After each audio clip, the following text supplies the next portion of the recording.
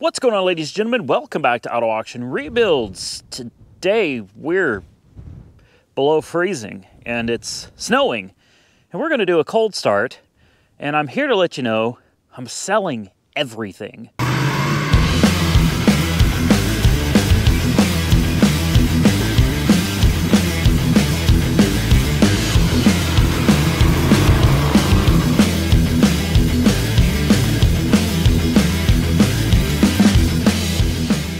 So here we are, a beautiful day in Oklahoma. It was just 80 degrees the other day. It's absolutely insane how the weather does out here, man. It's crazy. We've got several inches of snow. The cars are all covered. I want to do a cold start on the Plymouth, and oh man, we'll go ahead and fire this up as well. Whew. Let's see, can we there we go. Uh-oh. Uh-oh. Oh, that didn't work out so well, did it? Look at that insane snow. I'm telling you, man, Tesla gets a bad rap. These EVs get a really bad rap for just sucking in the cold weather. I'm here to tell you, these things do great in the cold weather. I mean, once you get that, what do you think is there, about a foot of snow? Once you get that cleared off, man, these things do great. Battery degradation in cold weather, not that bad. You may lose 15% or so, but with the range that I'm getting on these cars, really doesn't make that big of a difference.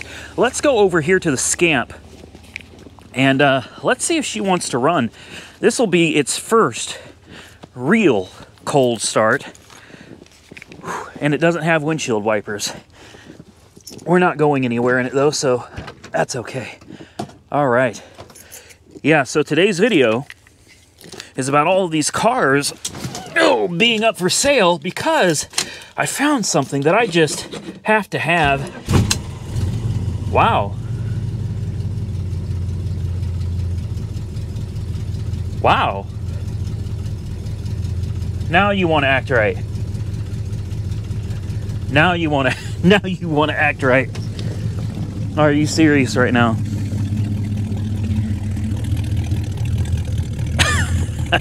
Okay. She's running like a top. She is running like a top.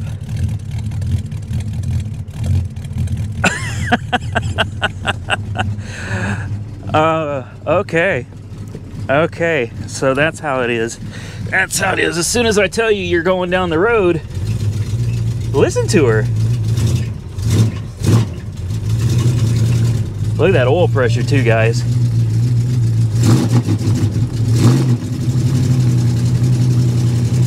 It is 11 degrees outside, or maybe that's the windshield. It is cold. I'm honestly surprised that this thing fired up like it did. I didn't think that was going to happen. Woo! Listen to that. Woo! Look at that oil pressure, over 90 psi. Wow. All right, guys. I'm gonna let her warm up a little bit, then we've got something to talk about. Real quick though, we got the new Tesla here, and I need to move some things over. I love this car. I love this car. And I'm not trying to sell it to any of you. I understand a lot of you just aren't on the electric car bandwagon, and that's fine. There's nothing wrong with that. But I am, and I am loving that car. One of the things that I really enjoy about it is on really cold days like this, or really hot days, you can open your app and you can have this car automatically turn on the heated seats. It's got a hell of a defroster. It can defrost that whole car like that in just a matter of minutes. It can defrost that entire car and have it nice and warm. Heated steering wheel, heated back seats. I mean, by the time you're ready to go, give it 5 minutes. Like, that's it. For that truck, it takes a heater in that truck a good 15-20 minutes before it's warm enough in temperatures like this to really start working. In this car, it's instantaneous, man. It's crazy how fast it is. And on hot days, same deal. You just push a button in your app. Next thing you know, you got ice cold interior waiting for you when you get in. So again, not trying to sell you guys on it. I understand that a lot of people aren't interested in EVs, but For me, personally, I love the dadgum things. I really, really do. So let's get to talking about all these cars that I sent to auction at the same time. And I sent them to 2 different auctions. What's cool about the Scamp is I tried this Copart Go app out, and it sold the first day for $7,500. Yeah, that's right, $7,500. I was able to list the car on the Go app while the car is still sitting on my property. I don't even have to touch the car or move the car or deliver the car until the customer has paid in full, and that's insane. So the car sold today. I listed it with a $10,000 buy it now, figuring I would never get that much money, and within 24 hours, I had an offer of $7,500, which I promptly accepted, and now I'm just waiting for them to pay. Then I will send the car down to Copart here in Oklahoma City, and they get the car and I get the money. Now, if you're wondering, did I make any money on the car? Not exactly. So far, selling it for $7,500. There was a $100 fee that I had to pay, so $7,400. I've made right at $2,000 in video revenue, and I still have 2 videos left to release on the car. So we've got $9,400 of our money back, and I probably have right around $12,000 invested into the car. So we're close, but we're not there yet as far as recouping our money. This may be one that I end up losing a little bit of money on, and that's okay. It happens.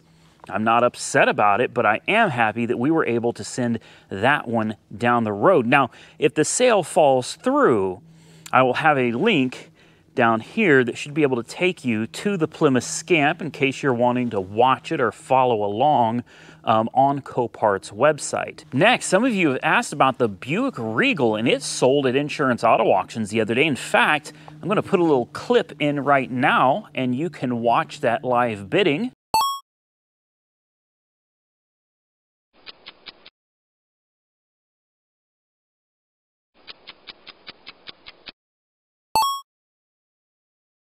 Reserve off.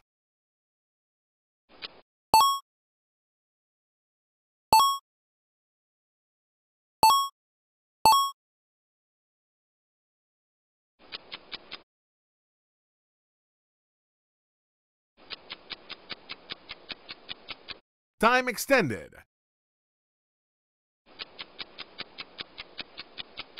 Sold.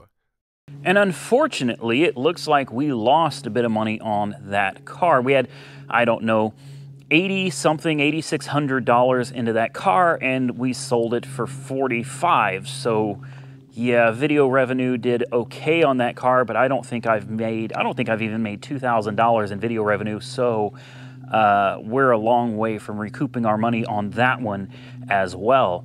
So what about the limousine and the Diamante? Well, the good news is if you're interested in either one of them, they are currently up at IAA for sale right now. That's right, and there will be a link down below to take you to Insurance Auto Auctions website where you can check them out for yourself, and if you're interested, you can bid on them as well. And I know the Diamante was going to be a giveaway car. The problem I have giving away the Diamante is every time I think I found somebody that wants the car that's going to come get it, something comes up, they can't come get it, they're in the middle of something, they're traveling, doing something else, and it just leaves the car sitting at my house. Well, I'm ready to move all of these cars out because I'm trying to move something new in, and I'm going to leave you with this. I'm not going to tell you what it is, but it's a plumb crazy deal if I can get it worked out. And there's no guarantee, because I know a lot of you are wondering, what are you going to do about the hot rod power tour? You don't have a hot rod to do a power tour in. Well, I want to assure you I'm working on it. If I can't, if within 3 months I can't secure a car that I feel is competent to make the long haul portion of the power tour, I've got a couple Teslas I can take. Cheating? Yes. Will I do it anyway? Absolutely. Absolutely. I would have no issue doing the hot rod power tour in one of my Teslas, but I want you guys to rest assured I'm doing everything I can to find another hot rod to take on the power tour. And I think I found the perfect car, and I mean the perfect car. I'm dropping a lot of hints here without giving anything away. I'm telling you guys, I think I've got something good coming to the channel. It is not a Plymouth Scamp. It is not a Dodge Dart. It is a plumb crazy deal, and I hope that I can bring this to you very, very soon. So how was I able to sell the Scamp, right? Because we've got all those VIN number issues, right? Well, wrong. I did contact Copart, and I'm not going to lie. Initially, I was pretty heated over this deal, but Copart told me that in Virginia, it is legal to sell a vehicle with a missing VIN number on the dashboard. Now, I'm not going to lie to you, I didn't believe it. I thought someone's trying to yank my chain or pull my leg. Well, I called the Virginia Department of Motor Vehicles myself, where I sat on hold for over half an hour. And when someone came on the phone to help me, they came back within just a few minutes and they assured me that the sale was legal, at least on a car that old. They don't require a dashboard VIN number. The nice lady asked me, was there a VIN number anywhere else on the car that matched the VIN number on the title? Which I replied, yes, because the VIN number is on the door. She said, in that case, the sale is legitimate. It is a legal, binding sale. So I called Copart back and I told them, you're right, I'm wrong. The car's legitimately sold to me, and I am now fully responsible for the vehicle from here on out. I was able to take it to the local tag agency, and they actually had no issue titling and tagging the car in my dealership's name. To my surprise, yet again, because the VIN number was on the door, it wasn't a problem. I think this is all because the car is so old. The laws are a lot looser on something like that than if you were to try that with something like a 2021 or a 2022 vehicle. That would not fly. But on cars that are that old, well, the laws are just a lot looser when it comes to selling, titling, and tagging. Now, it's a good thing that I didn't just come out and blow up, right? I could have made a video just bashing Copart, giving them the old 1-2, you know, the left and the right. I could have done that, and I could have made a complete fool out of myself, because I didn't know what I was talking about.